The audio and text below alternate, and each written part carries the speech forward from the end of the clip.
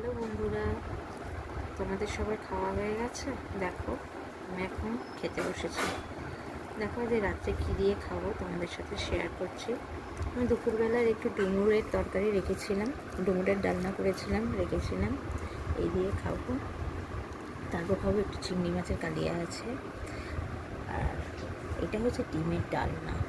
খুব ঝাল ঝাল করে করেছি, কারণ আমার মুখে কিছু ভালো লাগছে না খেতে, ওই জন্য ভীষণ ঝাল দিয়েছি এই যে প্রত্যেকটা রান্নায়, যাতে একটু জিভের স্বাদটা বদলায়।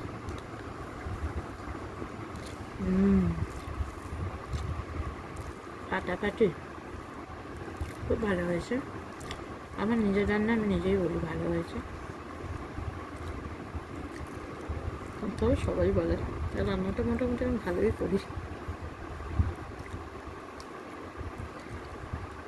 দেখো বন্ধুরা, তোমরা ভালো থেকো, সুস্থ থেকো। Good night, tata.